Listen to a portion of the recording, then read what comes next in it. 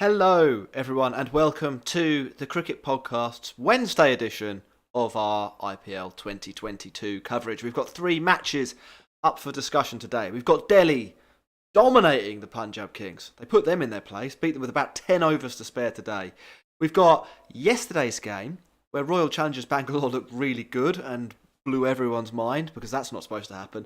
And then we've got the Monday night frenzy, where the Rajasthan Royals scored 217 runs, then nearly lost, then completely won, then nearly lost again, and then finally won. It's a smorgasbord. It's an IPL smorgasbord. There's a little bit of Stilton IPL cheese, a little bit of smoked salmon. IPL, yeah, a little bit of smoked salmon IPL cheese. I'm Jack Hope. I'm joined in the top right, if you're on YouTube, by Max Rowe Brown, and I don't know, wherever you imagine him to be. You are listening on the bus on a podcast app. How you doing, Max? Yeah, very good. It was a bit of an anticlimax today, wasn't it? But I suppose we needed a little come down after the heights of Monday. Yes, and Ross Legg in the top left of my screen. But yeah, potentially somewhere else if you're on the bus on your podcast app. How are you doing, Ross? Yeah, marvellous. Thanks, mate. It was good commentating on some of the IPL this afternoon. And it was interesting to see what a true mauling in the IPL looks like. It was a battery, wasn't it? It was an absolute battery. We're going to do that game first. We do things reverse chronologically. You know the drill if you've been around here for a while. If not, why haven't you been around here for a while? Click subscribe, click follow, click like, get involved more often. We do these shows 3 times a week, Wednesday, Friday and Sunday after the matches. And have a great time, mainly. Sometimes we don't. Ross, what are the other messages for our listeners? We are sponsored by Serious Cricket. Use code TCP22 for 10% off all equipment. It's the start of the cricket season. Go and get yourself some new pads, get yourself some new gloves, treat yourself to a new cricket bat. They're the items that you really want to buy. Or a helmet. So they're also very important. So yeah, we're also on... Pardon? Oh, I was going to say, what have you purchased recently? Gloves. Yeah. I like to. If I don't blame my first innings deficit on the pitch, it's going to be on the equipment that I've actually purchased. So not purchased. So I needed some new gloves to give me that excuse. We're also sponsored by... Sorry, do that. I was going to talk about how I've worn my shoes out. You carry on. Yeah, much better content is you. All following us and signing up to Patreon. So Patreon/the Cricket Podcast. The Discord has been a source of wisdom, I think, from an Indian perspective, especially during this IPL. So if you want to get involved in there and explore the boundaries of your cricketing knowledge, then that is where you need to be. Yeah, that's absolutely correct, Ross. And we've also got a food channel in our Discord as well now for recipe suggestions. The Cricket Podcast does baked beans. What do you cook? Chicory? Come on, what's your chicory recipe? And then somebody will give you a chicory recipe. Max, do you want to summarise today's cricket match? Interesting that you've led with chicory there. Well, that was the most recent one. Yeah, I will summarise today's match. Punjab Kings versus the Delhi Capitals. Delhi suffering from a COVID outbreak, but still managed to get out a reasonably strong side.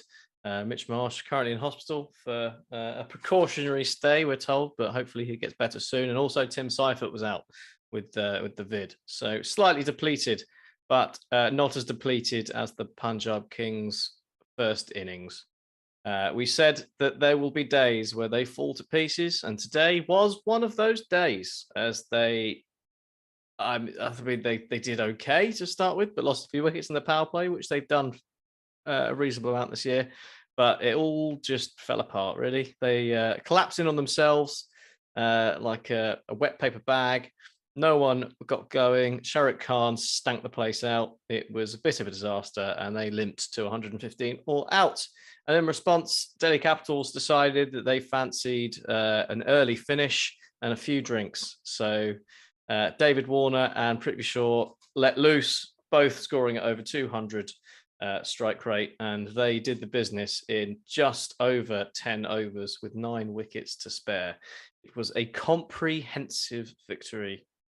Yes, it's a 7-0, isn't it? Basically, yeah, it's a real 7-0.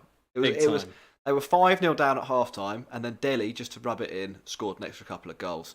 They didn't just score a couple of goals. They were like, no, let's try and score an overhead kick. So they scored a couple of overhead kicks to really rub it in. An absolute pumping. Really well played by Delhi. Do you want to talk about them first, Ross? What were you impressed, from a Delhi point of view? What impressed you? Two more twos, wicket-wise, for the Yadavs. Yeah. Year of the Yadav. Yeah, the year of the Yadav. I mean, Umesh was definitely back to old Umesh against KKR, but we'll come on to that for KKR. But I was impressed with Delhi today. One, their intent with the bat, as you kind of just touched upon there. I think we would have seen quite a lot of other teams go out and be really conservative and really cautious with this and not look to take the opportunity for a net run rate gain, which where there's 10 teams in this league, I think it's going to be pretty close come the end of the season. Because if you look at the table now, a lot of teams are on that kind of 6 points, 8 points bucket, and that's going to be really critical. So them taking advantage of that was amazing, and it's nice to see the Bull being back. We know how good Prithvi Shaw can be, but I think talking about the Yadavs, as we're going like this, the Yadavs. I think it was spin to win for them. Delhi bowled 10 overs of spin, took 6 of 45, and I wouldn't say it was. I think Pant got it a little bit wrong in terms of who he was bowling, but they bowled them out for 115, so you can't really be too critical, right? But Kuldeep Yadav was good. Akshar Patel finally getting in on the action in the IPL, and Lalit Yadav managed to get one of the luckiest dismissals in a power play that you'll see. Yeah, that was a real shock, wasn't it? That was what precipitated the demise of the Kings as well, wasn't it? They were good. I mean, what I think we really want to be talking about here is how bad Punjab were. But I don't want to immediately go to that when Delhi have won with 57 balls remaining and 9 wickets in hand. So I'm going to ask you, Max, is Dave Warner back? Is that his third 50 in 4 IPL matches this season? He's looking good, isn't he? We thought he was done, didn't we? It was sort of the what was it? It was the World Cup that kind of brought him back to life. Before then, sort of at the end of the Sunrisers career, we thought he was shot. Was he 35 now? But yeah, like you say, 350s, and 350s, 4 games, striking quite quickly as well. That's the other thing. We'd sort of become not David Warner anymore and started sort of building innings, batting slowly and being not himself. But he was back to his old best today. Obviously, not a huge amount of pressure on, and it was all about getting the net run rate up. But that's not to take away from his performance. 60 off 30 looked really strong. And if he is going to turn out to be the old David Warner for another couple of years, then suddenly the Delhi Capitals have got a pretty formidable looking opening partnership on their hands. Yeah, do we know? Sorry, no, go on, Ross, go on. I was going to say, not good enough to be elite in the 8-team league, but actually is one of the better players in the 10-team league. Again, one of those people who's benefiting from it. Shots fired. Do we know if Lungi and I could say that's probably a little unfair to David Warner of what was it, 2018, 2019, when him and Johnny Bairstow absolutely destroyed all comers, but then had to leave before the playoffs because of international duty and Sunrisers kind of. Yeah, but he gets to get to 35 back. You're on the downward trajectory. If you then go, oh, actually, I've got a bump because I've gone down to play in League One instead of playing in the Championship. I don't know. It's different. Talk to Thiago Silva, see what he has to say about that. Anrik Norkia, do we know if he's coming back soon as well? And will he actually be fit when he comes back? Because this team, I think, could be going places. Like you say, Max, looks like their batting's sort of headed down a little bit. I mean, the fact we didn't have to see Rothman Powell bat today probably does influence my brain to say that, but it does appear like they're starting to sort things out a little bit there. They've got some good spin options, haven't they? Kuldeep's bounced back big time this year. The Fizz looks decent, although he might be the one that drops out if Norkia does come back in. You do think if they had that one extra difference maker in terms of seam bowling, then a Delhi charge would be on here, right? I think so. I think Ambrick is a massive asset to this team. He was clearly rushed back a bit too early and was duly punished. I mean, acrimoniously taken off, wasn't he, because of his 2 no balls that he bowled. So it'd be good to see him back playing because he's a genuinely fast bowler. Last year he was critical to their relatively successful IPL charge. So huge asset to them. Yeah, I have seen in the chat as well from what a ball to Nathan Ellis. That probably deserves a little bit of credit as well, doesn't it? Cold deep to Nathan Ellis. Then we'll do the Punjab. I was going to say vasectomy, but that's different, isn't it? Very different, very different. But I think on the Kuldeep point, so I think just clarify a bit around Pant earlier. So the reason that I was a little critical of Pant was purely on the fact that they had two right-handers at the crease, both new to the crease as well, in Jitcha Sharma and Sharat Khan. And Kuldeep Yadav was bowling over the wicket as a left-hander, to not really that threatening. It almost felt like they were just letting them have some runs. And then I was saying on the commentary that actually you could have better played Akshar where he's spinning the ball away, or get Kuldeep Yadav to come around the wicket as left-hander and really target the stumps. And lo and behold, when Nathan Ellis was there, that's exactly what he did, and it was an absolute doozy, wasn't it? It was a doozy. Doozy is a good way to describe it. Nathan Ellis looked like he'd never played cricket before when he faced it, and he was bold, and he did that thing that, like, you know, when it's a really good ball or a really bad batter, or maybe both, where the batter looks round and is like, "Oh, I'm out. I can't believe this." Like that. That is not where I was expecting that ball to go. If you freeze the frame at the point the ball beat the bat, you could play one of those "Where's the ball" games, and you would not get it in a million years, because Nathan Ellis's eyes and bat are in a completely different state. Yeah, his eyes couldn't get it. He was completely done. Right, Punjab Kings, they disintegrated today, Max. Yes, they did. What happened? Because they've been alternating wins and losses. We had them down as a team that would be in the 4th, 5th-ish. Had a decent chance of making the playoffs, basically. But today, and to some extent, their last match as well, they haven't really looked like that. Where's the vigour gone? People were scared of this batting lineup, and now it looks preposterously bad. Well, there's a couple of things, and I think you touched on them when we were doing the commentary with Guerrilla Cricket earlier. But I mean, they got off to a reasonable start. Agarwal was looking pretty decent, and perhaps a little unlucky, sort of playing on.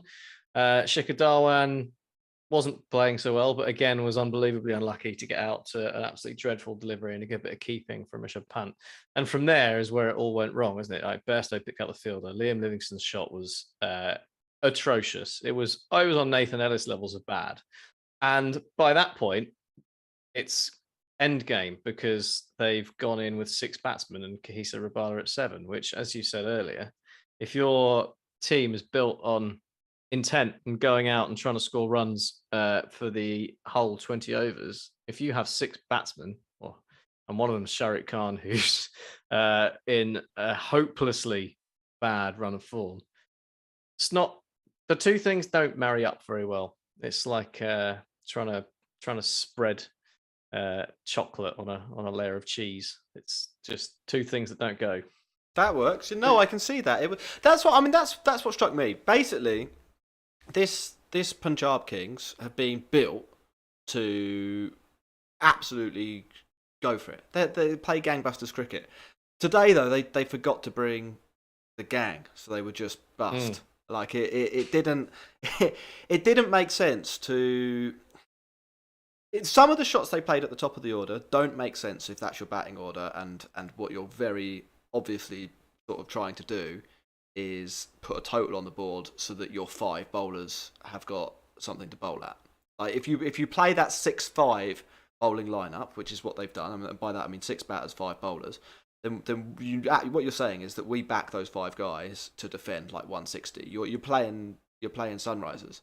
If you swap out or Rajasthan, yeah, or Rajasthan, yeah, that's the game plan you're going for, and it's like, if you decide to do that, then you can't have Liam Livingstone running down the wicket and getting stumped in the sort of 5th, 6th over of the match. There's a cognitive dissonance to how you're playing there. You probably can't even have Bairstow getting out the way he's out. He has to just hit that for a single or hit it on the floor at least. You can't try and hit that ball 6. Both of those, the risk is too high if you don't have any batters. It's not helped. Like, let's be honest, it's really not helped by whatever Sharat Khan is. I mean, like, not a batter is the answer. It's 5-5 is the team. Yeah, but it's 5-5-1. This fucking 6'4" unit that can only play one shot. He just plays it every ball. It's like, will the kind of Freddie Flintoff-esque punch over long on work this ball? No. Will the Freddie Flintoff? He looks like a Sabutio cricketer. Have you ever seen Sabutio cricket where you have the little handle and the bat flaps up and down like that? Plays the same shot every ball. It's infuriating. You're like, why? Except on Sabutio cricket, you've got more range around you've got more of a range around the ground. More of a 360 player. Why are you getting 9 crore, mate? Is sort of the question that. Is that what he's getting? 9 crore. Yeah. Compare that to Jitendra Sharma. Jitendra Sharma today looked like twice the player, 3 times the player Sharad Khan was. Yeah. And Sharad Khan has been like, no, I'm the 9 crore player. I need to take the strike here. It was infuriating. What he did exactly the same thing the last game. So anyway, this is a really long way of saying. There's a couple of things going on here. One, if Punjab Kings, the players they have aren't like stable guys, so you are occasionally going to get bowled out, and that's fine. That's baked into the Punjab Kings model, is that sometimes you are going to get bowled out for 115. The problem I have with today is they got bowled out for 115 with a team that was set up to definitely, or with like a game plan that meant they were trying to target sort of 160, if that makes sense. Like they completely agree. They bought a Lamborghini and they've entered it into a rally race. Like it's that kind of thinking. Because in T20 cricket, and we know this, and our listeners know this, Dan definitely knows this. You are going to lose matches. It's how you lose those matches or how you are prepared to accept losing those matches that matters almost as much as how you try and win. And the recruitment they did, accepts that occasionally Tawachi is going to hit a 5th or 6th choice bowler for a couple of sixes and you're going to lose that match. It accepts that you might fall in a heap against KKR and end up with 150. It doesn't accept that you're going to play a 6-5 lineup and lose 3 wickets in the power play to stupid shots. Yeah, I said on the Guerrilla Cricket commentary earlier that it kind of reminds me of Moneyball, where you've got Dan Weston kind of as Billy Bean, kind of saying, right, these are the type of players that you need to go for. This is the type of approach that we need to do. And then you've got Philip Seymour Hoffman Jr. is his name, playing Art Howard, isn't he? And he's not playing the squad that he should be. So it's like that bit where at the moment where Kumble or whoever's picking the squad, whether that's Agarwal, is not quite putting the right pieces on the pitch to make this an effective lineup. Jack, I saw you tweet what you think Punjab Kings 11 could be. Do you want to just talk us through that? What we're trying to say, because it's not that far away from what they've got. Really, that's it's just one or two. You don't need a hugely different side here. I don't think. Darwan, Agarwal, Bairstow, Livingston, Jitendra Sharma could be your top 5. You could even play Sharad Khan and have the same top 6. I think Benny Howell might be a better option than Nathan Ellis as somebody that's probably good for 4 overs, but might have to have 1 subbed out for Livingston. Rabada, Chahal, Arshdeep, Vaibhav. Or alternatively, you could swap Sharad Khan out of that lineup, maybe bring in Rishi Darwan and Rajapaksa in for Benny Howell. So then you really would have a good batting team. I think to have Rajapaksa. Well, you could probably put Rajapaksa back at 3, Bairstow down to 4, Livingston down to 5, Jitendra Sharma at 6, and then Rishi Darwan 7, and Rabada 8. And I think there not only do you have sort of 7 batters. Rishi Darwan's maybe not the best hitter in the world. I'll admit that, but the top 6 with Bairstow, Livingston, Rajapaksa, Darwan, Agarwal, and Jitendra is frighteningly good. It's because that's different, isn't it? In terms of if you look at some also, of the... just to say, Sandeep Sharma for Vaibhav is probably a fair call as well. Yeah, I think so. And if you look at the way in which they play, this Punjab Kings side, their typical number 6 is going to face, on average, more balls than a normal number 6 does. Yeah. In T20 cricket, typically your number 6 is playing 11 balls an innings on average across an IPL season. Here, actually, they're more likely to play nearly 20. And that is the big difference and why you have to have this approach, because it gives the guys at the top of the order that license to do it. You've still got the class in that team in Agarwal, Darwan, Livingston, Bairstow, and Rajapaksa to get to that position. But if it does fail, like today, you've still got the engine room in the middle order, which they just didn't have today. Yeah, I will say, final point. I mean, they don't want to overreact to this and go completely insane. Sunrisers. Yeah, they don't want to go. It's going to be conservative. That's what it's good. Because they were a bit unlucky today, and they have been a bit unlucky through the tournament. I think it was Darwin played maybe like one good innings. Agarwal, same, really batted well once. Bairstow's not hit any runs. Not hit any runs. Shahrukh Khan. I mean, like Shahrukh Khan in the Syed Mushtaq Ali Trophy looks like a has numbers that suggest he can bat. Maybe he's just out of form right now, and he will bounce back. I would expect over a season to see some of these things balance out a little bit. I would be surprised if Darwan, Bairstow, and Agarwal were sort of quite consistently below par for an entire season. Like at least two of the three, you'd think would return to a level of decent form. And also today, some of the shots they were out to were. I wonder whether Bairstow should be playing that specific shot in that circumstance with the team that they have. But it's still a bit unlucky to flick it down there right to the guy anywhere else, and it's six. Livingston shouldn't be playing that shot in any mode of cricket, whatever you're trying to play. Darwan getting out that way to a heinous delivery. Let's be honest here. Lalit Yadav bowled one of the worst balls he could possibly have bowled. That's a bat thrower, that one. And it was good. It was a good take from Pant. Yeah, and he's got like an underglove on it and being caught. And that they are. There is a bit of bad luck involved in that. Agarwal plays on. There's always a little bit of bad luck. A good ball in that particular circumstance. It wasn't like the other two, which were just bad balls poorly executed. But still, for the ball to end up on the stumps, he'd be a little bit upset, I think. So don't throw out the whole playbook. Just think a little bit more clearly about what your game plan is and how you get a decent number 7 into that lineup, and accept that maybe that means that you have a few overs that are a bit iffy, but knowing that you're going to crush teams with the bat fairly regularly. They don't actually have. I mean, this is the other thing. Is Nathan Ellis bowled well today, but is Nathan Ellis so good at bowling that they need him in the team? Your Ross is shaking his head. Forgot temporarily. We haven't seen enough of him in the IPL to know that. I don't. I suspect he probably isn't. You need to have someone that does, but this is why I think someone like Gujarat Titans and LSG have done relatively well, because they've got those other options. They have those all-rounders that can kind of get them to a position that they need to and get them out of trouble. There's not too many people in this team, like a Jason Holder, like a Stoinis, like a Krunal Pandya, where they've got that the bit that does both, like just about enough. Not saying they need exactly those players. I think they wanted Odean Smith to be that, didn't they? Yeah. Like they really wanted Odean Smith to be better at bowling or better at batting than he was. And it turned, Ross, I think you tweeted out the stats today. They were ugly. It was like 58 runs at a strike rate of 115 across 6 innings. That's bad. And what was it like? Most of those in the one game. Five wickets. So he bowled 15 overs. He's doing 4 for 30 in one game, and he's got 2 wickets in the other. Gone for about 180 runs. Like it's ugly, and you can't keep picking that guy.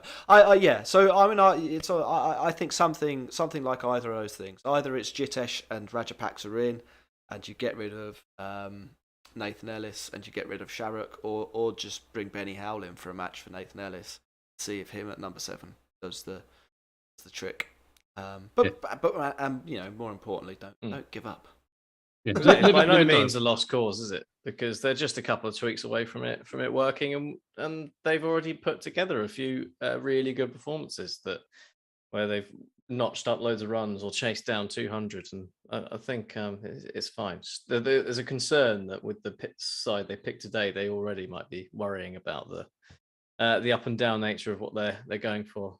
So we will see whether they choose to back it. It is better to be a really good team 2 out of 3 times than a bad team every week, I think. And that's I completely agree. What they picked today. I think is just a bad team. It's just a bad team.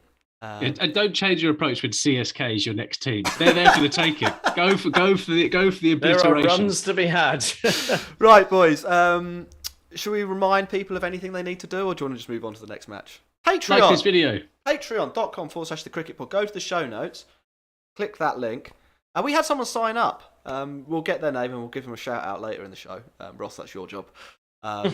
Starts from just £4 a month, and it helps keep the show going and all of that. We're up to 40 now, I think, or 41 Hey. Patreons, I think. So 9 more to go for our half century. Be one of those people.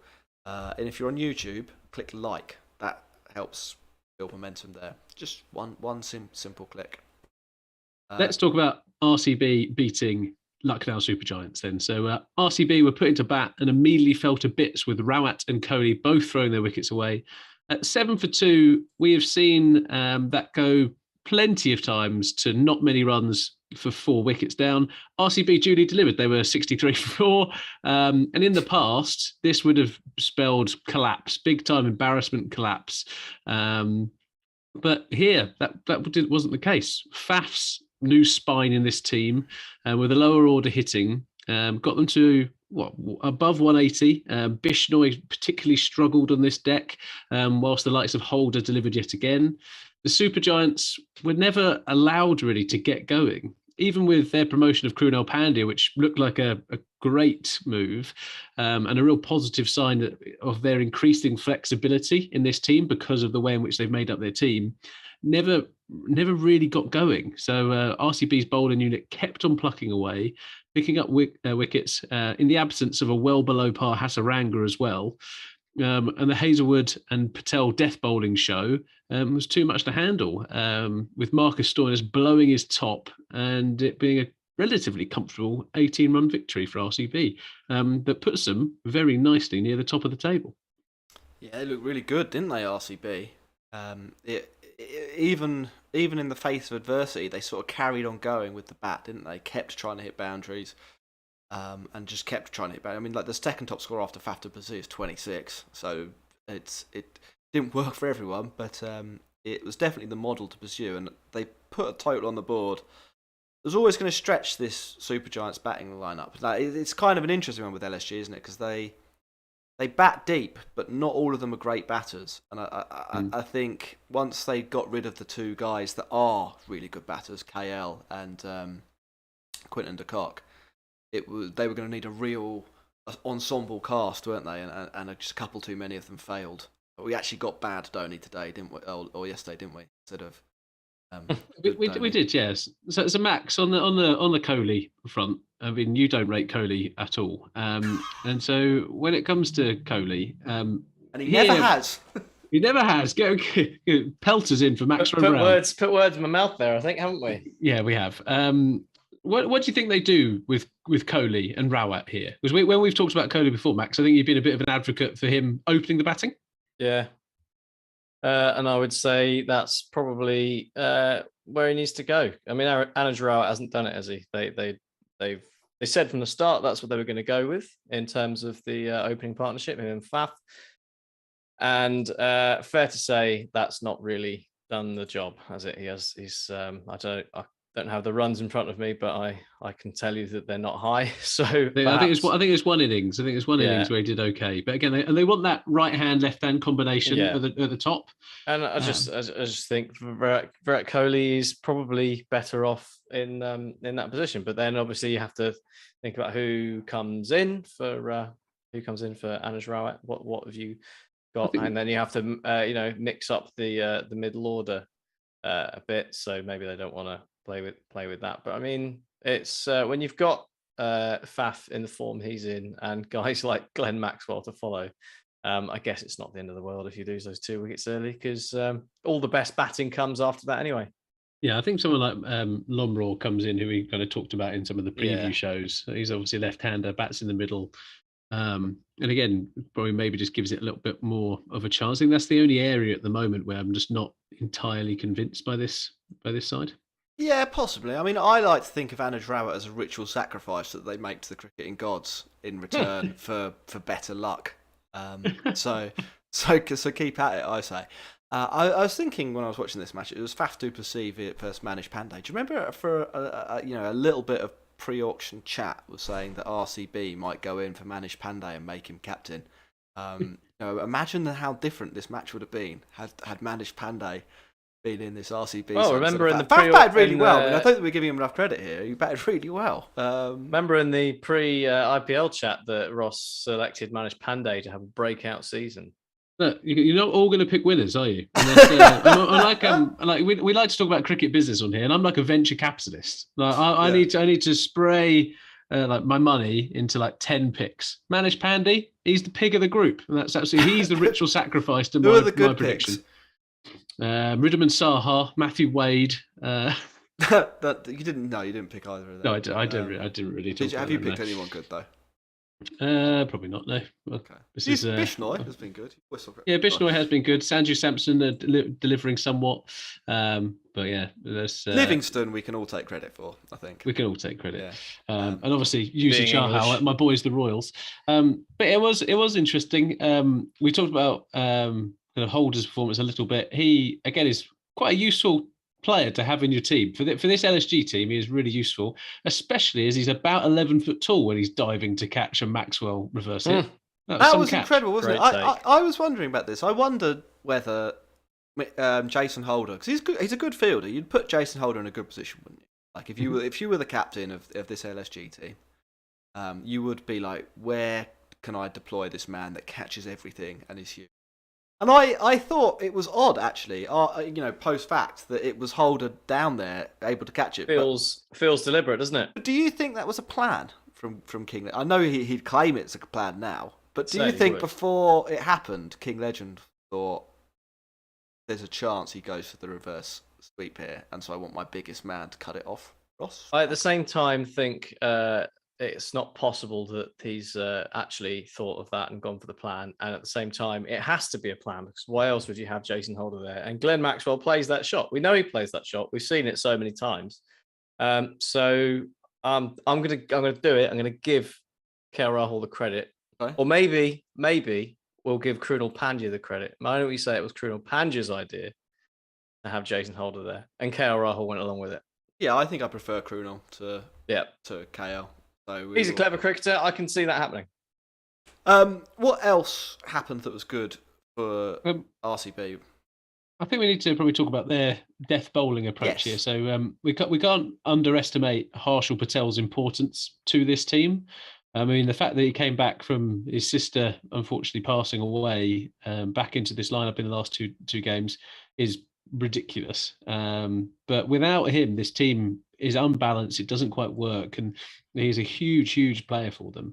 And then Hazelwood's been almost, used in a bit of a different role. For CSK, he was very much an upfront bowler, really, wasn't he? He was in the power play, bowl 3 in the power play, maybe one at the end or in the middle. Here, they're deploying him in a bit of a different manner, and it's working out for now. I'm not sure how long we'll see it, though, for Jack. Hazelwood at the death. I don't know. I mean, so Siraj was probably the guy they wanted to use at the death, and then Siraj went mad for a few weeks, didn't he? He was quite good yesterday, so maybe they'll switch it round. The thing with Hazelwood, have you seen? I think in the history of his bowling in the IPL, he's only bowled one half volley. That's insane, isn't it? Like the command of length that he has. So it's possible that with a couple of variations, that just through the amount of control he has over where he'll deliver the ball, that he can be a successful death bowler. I mean, something he's focused on, isn't it? Over the last couple of years, he said himself he's looking to improve his skills in T20. So maybe he is the next one. I mean, he is such a Rolls Royce of a bowler that it wouldn't surprise me at all if he did this. I mean, Jason Holder actually is probably a case in point. I mean, 2 years ago, even 18 months ago, less than a year ago, West Indies were like, we don't need to take you to the World Cup, weren't they, in their initial squad? So yeah, well, we know how stupid that was. And now he's like every single match delivering absolute gun death overs. It's we probably thought of him this time last year as maybe a power play type bowler who nibble it around, might get your wicket up front, but could be a bit of a liability at the death. I don't think Lucknow are even using him in the power play now, are they? He's just like middle overs and death. It probably helps for both of them, especially Holder, that they're tall guys, aren't they? So they are able to maybe get a little bit of bounce or a little bit of variable bounce, get those variations to bite in the wicket. But I think the prognosis is probably good with Hazelwood. based on everything he's done in T20 cricket in the last champion, 18 months. He's an IPL champion and a current world champion. So, yes, looking pretty good for RCB. 4 wickets for him. Here's the big talking point, or a big talking point. Was it a wide? So he bowls that ball to Stoinis. What do they need? 31 off 12 balls, 6 each from Hazelwood and Arshal Patel. Stoinis moves outside off stump. Hazelwood tries to keep the ball Definitely wide. Yeah. It's off the pitch. Off the pitch. I thought it was a wide too. I can see why he was annoyed. I'm not sure it quite justified the immeasurable anger. No, that's the thing. Like, do you think it was the turning point? And sometimes you don't. Do you think it was the turning point that Kevin Peterson seemed to think that it was? Yeah, he was obsessed that it was the one, and sometimes it does go that way, right? I mean, we've seen it many times in football. You don't get a decision, a team goes and scores down the other end or whatever. And actually, in this situation, in his head, he's going, right, I need to get 6 boundaries here. I'm going to back myself to do it. Oh, I've got 1 less ball. The pressure goes up, and he's somewhat unlucky. The follow-up ball, if I'm perfectly honest, it comes off his pad, and then goes about deflects a foot into the stump.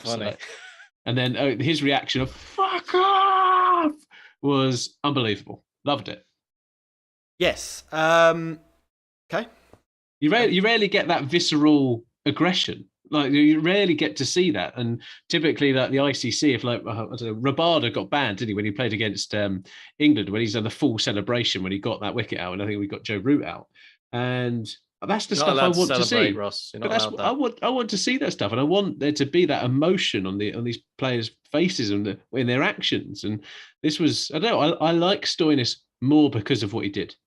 It endears me more to him. I don't think it's a human thing, isn't it? It's the human reaction. Yeah, it was a vulnerability. Yeah, it was a vulnerability that outpouring that I've got a lot of respect for. I don't think he really did anything wrong either, did he? He didn't hit anyone. He didn't smash the floor with his bat. He didn't even really swear at the umpire. I think he swore about the umpire. To the heavens. So RCB, are we saying that they're the favourites now? I'm saying they're the favourites. I've said it from the start, mate. I've said it from the start. You got that one right. That's your venture capitalist strategy. Me and my boy Rickon in the old chat. Me and you, RCB to the moon, mate. Yes. Okay. Max, are you on the RCB bandwagon? Yeah, I am. They're looking really good, especially now Maxie's in there. I mean, him coming in he's last year's Maxwell, not 2 years ago Maxwell. So that's a big bonus. And the other really big win for them has been DK. Like, he wasn't necessarily at it for the last couple of years at KKR, but he's come in and his strike rate for the IPL so far is over 200, and he's scored over 200 runs. He's been an unbelievably good finisher for them so far. So it's all working pretty well. I mean, they bat deep as well. I mean, they were 6 wickets down, and Hasaranga hadn't even come in. They've got good bowling. They bat down. They look good. Yeah, I'll tell you what, Jack I'm pro Royal Challengers Bangalore. Jack needs a bit of credit. You said you weren't convinced by Hasaranga's batting. He's done absolutely nothing with any of the deliveries he's faced in this tournament so far, and they can't really think too much of it, can they? No, I think I said it the other way around. I wasn't absolutely sold on his bowling, and his bowling was so bad that they only bowled him 1 over. So I'll claim credit for that instead, if that's right with you. But they do. I mean, what it shows, if you want to talk about why they're only able to bowl him 1 over, I think it shows that they put together a really good team here. Maybe we should be giving Freddie Wild, the analyst, there a little bit of credit, because they have, don't they, in their bowling lineup, like a bunch of guys that can get through overs. What did they bowl? Did they get through? Sorry, I'm just trying to get the scorecard up here. They bowled 6 of them. They got two Hasaranga, 2 Maxwell, and 4 of Shabazz. I don't think Shabazz has even bowled in every game, but they've got a nice blend there of people that probably, I mean, in Maxwell's case, definitely in the team for his batting. Shabazz probably also makes into the team for his batting. Hasaranga's in there as a bowler, but can have an off day. Got 2 guys who can step into the breach and deliver quality overs. Maxwell 11 for 1. Top marks for that. But it's sensible. It's sensible as well. Use of Glenn Maxwell. It was, a power play over. Quinton de Kock on strike. What was it, 2nd or 3rd over? Yeah. And that's exactly the right time. Matchups. Quinton de Kock against spin early in his innings, not great, and they exploited that. And having options is just such a big thing, because it does mean that, for example, when Hasaranga isn't working, you can try something else, and you always have the backup plans, and that's the almost exact opposite of what Punjab have got at the moment. Yeah, At and least with the team they put out today. Shabazz as well, 4 overs, 25, doesn't take a wicket, but that's really good bowling. And it, to an extent as well, their performance, not only does it cover for Hasaranga, but Harshal Patel has an off day and he goes for 47. But because they have kept it so tight and they've been used well by Faf, it doesn't really matter. Like you can still attack with the bowlers that are going. Yeah. It doesn't matter at all that one of your top bowlers has an off day. We had a good comment in from Satchith who said that the review to get KL Rahul out was good, and that is true. It was. I think it's so important. If you get that wicket of KL Rahul, it is critical to this line. I think it's just such an important one, right? Because he can just bat the 20 overs. And here, actually, when you've got someone like a Stoinis in that side or a Holder who can biff it as well, sometimes that is enough for KL Rahul and Lucknow Super Giants to go over the line. So, huge wicket and an absolutely fantastic review. Somebody asked, and this is, I suppose, the final point on this game. Max, you can answer this, Smurf Warrior. Are RCB going to choke again? No, because Kohli's not in charge this time. But actually, no, they've got a South African in charge. So it's even worse. They've got South African and Kohli. Yeah, they're done for, mate. They're done for. If they choke, my boys, the Rajasthan Royals, will be there just to pick up the pieces. Right, good. My boys won't be anywhere near it. We're on to Rajasthan then. The final game for this show, Rajasthan taking on the Kolkata Knight Riders. It was a thriller, Ross.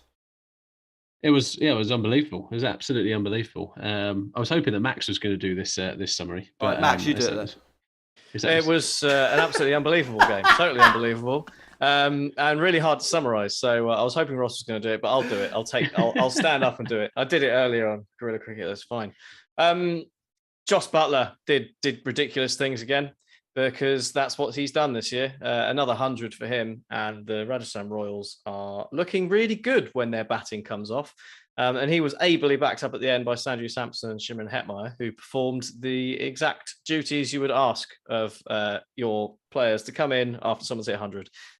Quick 38 and a quick 26 propelled Rajasthan Royals to 217, the highest score of the tournament so far, from CSK's 216 last week. Could even have been more, but it kind of fizzled out at the end with Parag, Karen Nair and Ashwin not really doing the business. But you're not going to complain about 217. That's a pretty defendable target. Defendable though it was, it looked like they were not going to defend it. Aaron Finch found some form, scored a quick 50. Shreyas Iyer, 85, the backbone of the KKR innings, and putting any questions about whether he's an anchor to bed. But just when it was all looking like it was coming up, Knight Riders,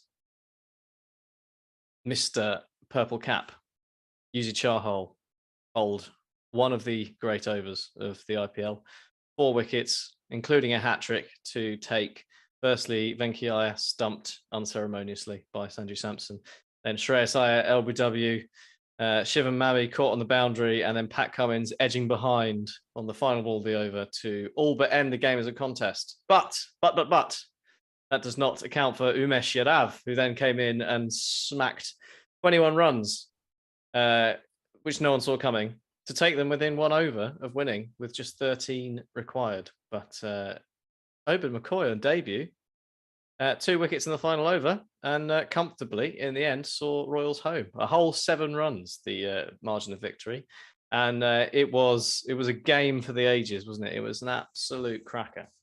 Yeah, you've missed out. Go on, Ross. Can we start somewhere? Can we start the bit where the game actually turned? And that was the mighty Ravichandran Ashwin clean bowling Andre Russell with a Karen ball. What a Karen ball! Yeah, I was about to say that as well. I was like, in all of that action, you still I've missed out a bit. Well, yeah, I mean, it wasn't the best moment, was it? Probably in order of great moments in that match, you have Chahal's over that literally is mind-blowingly good. Maybe the best over in terms of value added to your team ever bowled in the tournament, anyway. And then you've got Josh Buttler getting another century. Anytime someone gets a century, that's pretty big news. And then only in third. This is how good this game was. It's only in third place is Ashwin's ball of the century. I mean, that's a little bit of an exaggeration, but like certainly probably he'd be his best ball of the tournament. To the danger man, Andre Russell, who he was groping around like a blind man, wasn't he? Or a blind man looking for his glasses, whatever the idiom is there. What amazing scenes! What amazing scenes, Ross. Were you happy when you were watching this?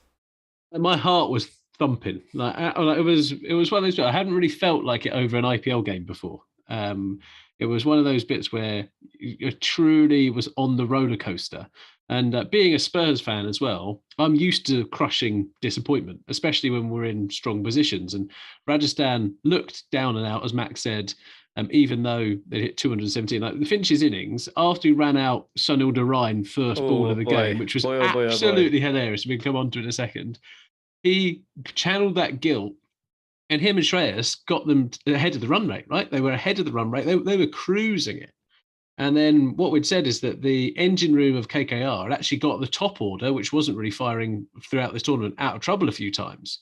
Here, there was just a trap door until they got to Umesh. And it was unbelievable to watch. And I think credit really needs to go to someone like Obed McCoy, player debut in the IPL, turns up, he's parachuted into this team, and he holds his nerve in a really big way in that final over. And delivered what was a fantastic over, and I'm really glad that it worked out. They literally needed one contribution, didn't they? Look, I'm looking through their order now. 58 off 28. Shreyas Iyer 85 off 51. Nitish Rana at 18 off 11, and Umesh Yadav 21 off 9. Then in amongst that, you've got Sunil Narine run out without facing off the first ball of the innings. Andre Russell, golden duck. Shivam Mavi, golden duck. Pat Cummins, golden duck. Sheldon Jackson, 8 off 8, isn't looking too clever. That's good for him. Venki Iyer, 6 or 7, ain't looking too clever there either. But 4 ducks in 3 balls. They made 4 ducks in 3 balls, this team. Yeah, welcome to the hat trick, mate. No, but they've got an extra duck in the across the scorecard. Yeah. It's stunning. You don't see a funnier or stupider run out than that Narine one, do you? I was looking at it again. Like sometimes my fantasy team has either been brilliant decision or it's been terrible. Narine, I think, has had a genuinely really good season with the ball. He's got it on a string. His confidence is there. His bowling action's fine. He's a real asset to this KKR team. But he just gave up, didn't he? Halfway through, it was just like, Finch, you've absolutely, quite right too. You've absolutely buggered me. And Hetty, sold up the river. Hetty, who Jack's favourite player, did with great bit of fielding, and it was not a perfect start for Narine. Well, just as you were saying, Ross, about Narine, Royals put on 217, and Sunil Narine went for 21 off 4 overs. Yes. He's having such a good season. Ridiculous. He's having such a good season. On the flip of that, then, let's talk about Varun Chakravarti, because he's struggling a little bit. When we were talking about KKR's chances, we thought that the spin twins were going to be a real key asset to this side. Last couple of games, it's got a little bit wrong for Chakravarti. And on the comms, they were talking about his pace is a little bit down. What's this potentially down to, do you think? It's very difficult to say. I mean, he hasn't always been fighting fit, has he? Chakravarti. He's a good player with a little bit of a history. So perhaps there's a niggle in there that could be slowing him down. Maybe he's just lost confidence a little bit. I mean, bowling spin's a weird one, isn't it? Particularly if you're sort of a mystery spinner like Chakravarti. If you go from being a mystery spinner, or if you take the mystery out of the mystery spinner, then sort of what are you? You're a guy who bowls quite slow balls that go straight on. I think there's potentially with wrapped up in this is some of the pitches they're playing on. In the matches they played last year, particularly those UAE ones, Chakravarti was almost unplayable when the ball was a little bit slower, when it held on the pitch, when it went either way, and batters just could not time the ball. The Bradbourne Stadium, you're never going to play in a better place to bat, are you?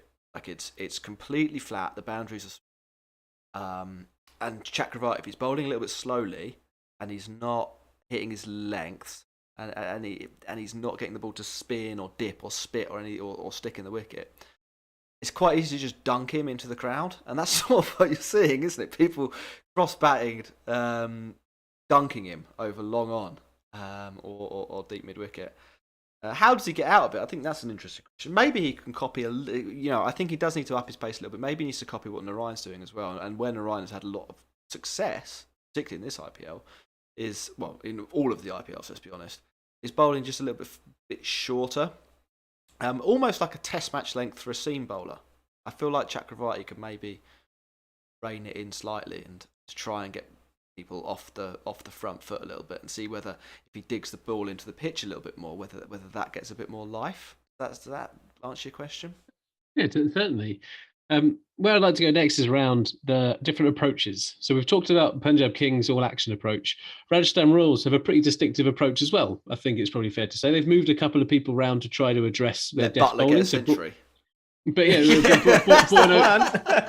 bought an Obed really good. And the Buttler century bit alongside the Samson and Hetmeyer intent machines, I think is a really, it seems to be working, but I'm not sure how sustainable it's going to be. But let's talk about Josh Buttler's supremacy. 103 off 61 balls. He played out Narayan deliberately and just went to town on some of the others. I mean, Cummins for the fourth game in a row now has gone for over 50 in his 4 overs. Butler's plans and his ability to be clinical as well as devastating is almost unparalleled at this point. He's having a great year. Amit has called it in the chat that he will not beat Virat Kohli's record here of like 800 something runs, 900 something runs. Even if he doesn't, the fact that we're having that conversation and people are bringing that up as something that could happen shows you what a start it has been tournament for. I mean, they've got 8 games left and he's not far off halfway. Yes, I know, but like it's still it would still be an amazing season if he got like 5 ducks in a row now. He's about 120 runs ahead of second place in the 110 ahead of KL Rahul, and he's played a game less. Yeah, and his strike rate, I would venture, is a little bit more, like quite a lot more. 156 ahead of against 141. Yeah, it's super dominant. I don't think, in terms of pure production, you can really be much better. I mean, he's batted through the innings 3 times, basically, hasn't he? It's completely preposterous. I did see somewhere that he'd maybe been a little bit lucky. He's played a few false shots he's got away with. He's not as controlled as some players, but that's T20 cricket, isn't it? That's how the game goes. It's not all about being in control, like batting in a test match is. It's really, a big part of it is how well, as you say, Ross, you punish the matchups that are in your favour. Holy shit, is he dishing it out when it's in his favour? It's so good to watch. He's really worth tuning in. I mean, this whole Royals team are actually, pretty box office this year, I'd say. They've not quite sorted the other opener spot, have they? But Butler's like having three batters in your team. which is important when they only play 5. Yes, Andrew Sampson's been amazing. Hetmeyer has actually been good too. I'll admit that Hetmeyer's been great. They've got Ashwin coming in and retiring himself. Like they've got avant-garde tactics. It's still kind of funny. Like when you're watching them, there's a kind of jeopardy involved to watching them, isn't it? Because their tail does start really early. It's like Rian Parag, who describes himself as potentially the best finisher in the world, I think, this week. Really? Dreamland, maybe. Yeah, I think he's one of those people who, if he tries to manifest it, I think he's reckon he's in that kind of. I want to be a millionaire. I'm going to believe I'm going to be a millionaire. And he's done it. What's he batting, like 6 or 7? That's alarming. They bought in Karen Nair just for a laugh. Like they were just like, yeah, we need on the bowling another side. batsman. But then on the bowling side, they've got they're pretty good fun as well, aren't they? It's not. It's their. They've been able to back it up. Trent Bolt's had good games and bad games. This week wasn't one of his good ones, but he's taken wickets from power play. Passes Krishna, you don't really know what you're going to get, but you want to watch it. Ashwin, is he the world's best T20 player? Not really sure, but he can deliver like an insane Aaron ball, can't he? And that is it's like having. Well, when you're up against guys like Andre Russell, they're the moments you need. It's like having a centre midfielder in football. We always use football analogies on the show. But Ashwin is like having a centre midfielder that's probably a little bit past it. Within T20 here, and maybe a little bit past it. Maybe the game's moved on a little, but you get him on his right foot, 25 yards out, and he's going to top corner, and that's what that carrom ball was like. It was great. It was a reminder of the talent this guy has. And then late years Iniesta, and then Chahal, who's like the prime spinner in the IPL at the moment, probably. And that maybe the prime, amazing. Maybe the prime spinner in the world. But this is the bit I think Royals have it's a good advantage of having two senior spinners who understand their game, and I think they know they're going to go for a boundary, but actually they've got the bottle to actually keep bowling to a plan, keep going for it. And Chahal coming away here with a fifer and picking up a hat trick is unbelievable. And yeah, it was an all round performance from their big players, right? They're big players. They've got the orange cap holder, they've got the purple cap holder. And actually, over a small sample size, actually they've got game winners in here. So we'll see what kind of comes out over the next couple of games. But they're in a good position, the Royals. Whilst KKR, we said they might struggle to get to the playoffs. They came out of the blocks and benefited from having 3 games in the opening 7 days of the tournament. But yeah, they're floundering a little bit. And Venki Iyer, we said there was a risk that was he the right retention? Or could he be a one-season wonder? He's not looking good, is he? Yeah, I don't know if he's a one-season wonder, but he isn't looking fantastic. Yeah, and that strike rate's dipping, and the fact that they sort of put him down the order today suggests that they're not completely comfortable with what he's doing. I don't actually know. I didn't expect them to do this. I've not done loads of research on positions he's batted in the Syed Mushtaq Ali Trophy or whatever, but I know India use him down the order. So it's not like he can't do it or people don't think he can do it, but not completely convinced by that. And I think it's similar to Punjab Kings, yeah. Played 7, won 3, lost 4. The way this tournament is going, it looks like strongly. There's a strong likelihood, a very high likelihood, in fact, that you're going to need at least 5 wins, and you might need 5 wins and a good net run rate. Punjab Kings' net run rate is bad, so they not only need to win 5 out of their next 7 matches, but they need to up their performance net run rate wise. Kolkata Knight Riders need to win 5 of the next 7 matches. I'm not sure they're quite good enough. I can sort of see Punjab going on a run. I don't know. I think KKR are quite close to sort of. They're not awful, are they? They're going to win more games, but are they going to win 5 out of 7 to really get themselves into that conversation? And I think this comes around. We come full circle really around what kind of T20 team do they want to be? I think they had a pretty clear view, but actually the chops and changes they're doing, fitting in Cummins over Southey, etc., there just doesn't seem to be that cohesive plan that they kind of came into the tournament with. The fact that they've got a pretty average wicketkeeper in Sheldon Jackson might be okay, the level below, but doesn't really do the business. And now they're playing Aaron Finch at the top because Venki's not firing, so Billings has to drop out because they're overseas. It's just a little bit confused and going the way of kind of the Mumbai Indians approach, actually. I'd be a bit shocked if Finch had an innings even close as good to that in this IPL. Might be wrong, but history suggests that the IPL conditions don't suit him. History also suggests, or recent history suggests, that he might be on the decline. Still capable of those sort of one-off innings. Was it 19 innings he went for Australia between 50s? Mm-hmm. I don't know if I'd be trying to accommodate him, but now he's got those runs, they definitely will, because that's how these teams work. Nobody's going to drop a winner. So yeah, it could be tricky for them. Anything else? I think we might have had a couple of questions on Twitter. I'll just check. We need to talk about tomorrow's El Clasico, don't we? Oh, we'll do El Clasico. We should also say actually, Dan Weston is coming on the podcast again on Friday. So if you like Dan, can't talk about Punjab, sorry, but we will be able to talk about the other 2 games and see. We'll see friends and what whatever we can talk about. Yeah.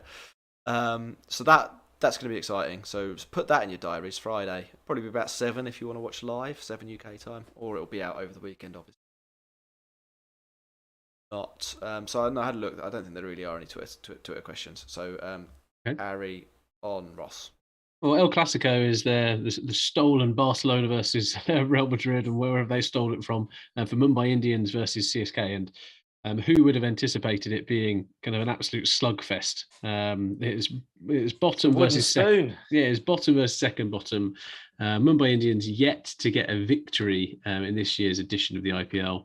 And CSK only managing 1 out of their last 6 games.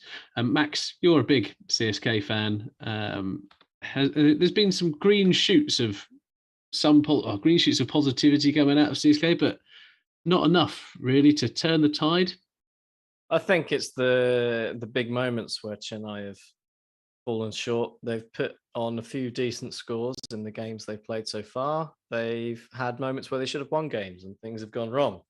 The other day, it was Chris Jordan bowling absolutely dreadfully at the death. It was at the start of the IPL, it was Shivam Dubé bowling the 19th over and them not managing to defend over 200 against LSG from a seemingly dominant position. It's been those kinds of things that have caused them problems, and it's a little frustrating. I think they're probably a little better than one win out of what is it? 1 win out of 6 so far. So I reckon that I think there are green shoots. I don't think they're as bad as the results suggest. Mumbai, I mean, I don't know what is going on with them. I mean, we thought they were good, but I mean, they're just not picking the right team, are they? So I think how this game goes is somewhat dependent on whether Mumbai decide to pick a proper team or not. Well, that what's happened at Mumbai is exactly the kind of risk of what could happen at Punjab Kings. They came into the tournament or the last tournament with a clear way of how they want to play. Hasn't worked out for a couple of games, and they've pressed the panic button. And now they're trying different shit. Bumrah's bowling in different places. Tamil Mills has bowled in different places. Their batting lineup doesn't really make too much sense with Shurakumar Yadav down the order. And then Kieran Pollard is either bowling his full four overs or not bowling at all. Like, it makes no real sense. So yes, it's a real, I don't know. Tomorrow could be a fun game, just purely in the fact that it's, you always feel quite sorry for these two teams. Anything could happen tomorrow. I was thinking just on that, on Mumbai. Obviously, they got rid of Daniel Sams after he got pulverised by Cummins. Do you know Cummins has like the highest strike rate against pace of anybody in the world? It's basically Daniel Sams got taken down by a god against that type of bowling, and then they were just like, no, that must be rubbish. Like, instead of thinking, hold on, why are we bowling our pace bowlers to a guy who has the lowest strike rate in the IPL against spin? It's literally that stark. You saw his dismissal to Chahal. Yeah. What was he playing? Why was he playing that shot? They've been like, oh no, it must be because Daniel Sams isn't, he isn't a mate. I'm not saying he's the answer necessarily, but of their overseas options, he is the most logical one to have in that number 7 spot because he A, can bat, and B, might get hit about a little bit, but he's not as awful as getting destroyed by Pat Cummins suggests that he was. But like, I guess where I'm going with this is that nobody at Mumbai thought like that. They were just like, oh, he got hit, we've got to drop him now. He got taken down by a bowler. He must be terrible. We'll play Unad Cat. That's our solution. The Unad Cat Tampi axis of evil will form our bowling lineup for the next match, and we'll play 2 overseas players, and one of them will be 12. Axis of average. I tell you what though, Mumbai. I mean, I think both of these teams are in trouble. Potentially for next season as well if they don't fuck up their ideas. But at least you can watch. At least there's a few narratives to watch, right? Like, will Jadeja's captaincy get any worse? Will Daryl Brevis score some runs?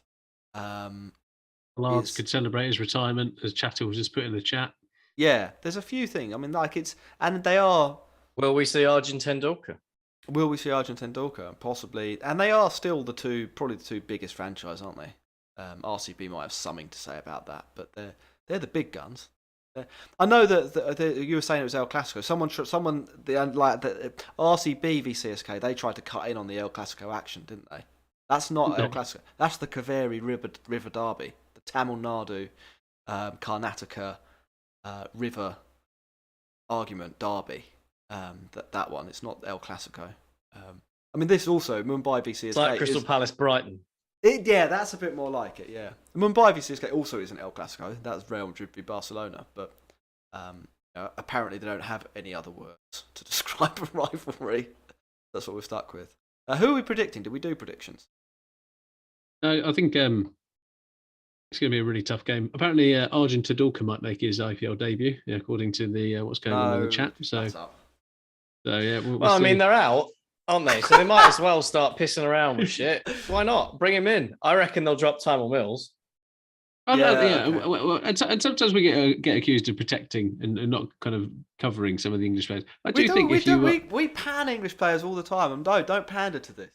No, but I was when it comes to Tamal Mills, you can't go. We've got a death overs specialist. It's all right if you bowl overs 5, 7, 9, and 11 for us. Is that all right? Like, you can't literally. Yeah, like, it's a bit annoying. It's like. Do you remember I had that analogy of cars in a field? You want a 4x4 to drive it in a field. If you want one that drives on the road, you can have a two-wheeler. Yeah. This is the situation that they're not using Tamal Mills in the right way. Yeah, I mean, he hasn't bowled amazingly either. I think Tymal Mills is. I still think he's what I have seen of Tymal Mills. Quite a good player to be better. I'm certain. I think Mumbai are going to get off the mark. Okay. Max? No point asking me. Yeah, CSK fan. CSK fan. Final match then. DC v Rajasthan Royals. Ross, what are your really thoughts? Important, like, huge game. And I think if we can get one of Prithvi Shaw or Warner out, I think there is a little bit of a weakness. I don't think their middle order is that good. Pant is obviously Pant. But actually, I think you can get at someone like Rovman Powell and Sarfraz Khan, and I think Rajasthan Royals have the bowling to exploit that. I also think they've got the batting to take down someone like Shardul, Thakur, Khalil Ahmed, etc. So, I'm going to go for a Royals victory on that one, purely on the fact that I think man for man, they're a better side. Max, what are your thoughts? I agree. I was just looking at that DC lineup today, and obviously the bowling won it for them. But after number 3, you got like Rodman Powell, Lalit Yadav. It's not inspiring, is it? I think Rajasthan Royals are probably a bit better in most departments. I would back them to win. I am going to go. Well, I'll be the dissenting voice then. I'm going to say Delhi. I really. How will Delhi do it? They'll just be so confident. They'll have the momentum. Right, momentum. Yeah. But that's the thing that you say doesn't exist. No. That was some IPL commentary for you. Yeah, no, I saw where you were going with that. I think Delhi are a pretty good team too. I think they're. I'm not 100% sure about their bowling up front. I'm not 100% sure about their hitting down the order. They have a lot of good players, and they mainly seem to be playing in the roles they should be playing in. Which is more than could be said for a lot of other teams. Well, yeah, you can say the same for Rajasthan, so it should be quite a high-quality cricket match. But I wonder whether Delhi, with Kuldeep in the middle overs, might actually be one of the teams that can get through the top order of Rajasthan. And also, I mean, Butler's good against spin. Sanju Samson's good against spin. Hetmeyer showed that he's adept at that bit. But yeah, you might be right that that number 6 position could be really critical in this game. Right, should we wrap up the show? Do you want to do any last messages, Ross, quickly? We're sponsored by Serious Cricket. Use code TCP22 for 10% off all cricket equipment. Go to their website now. Right now. And there's other stuff in the show notes like Patreon, etc. to keep us going. And if you're on YouTube, click like and subscribe to our videos. And that'll do for now. Bye-bye.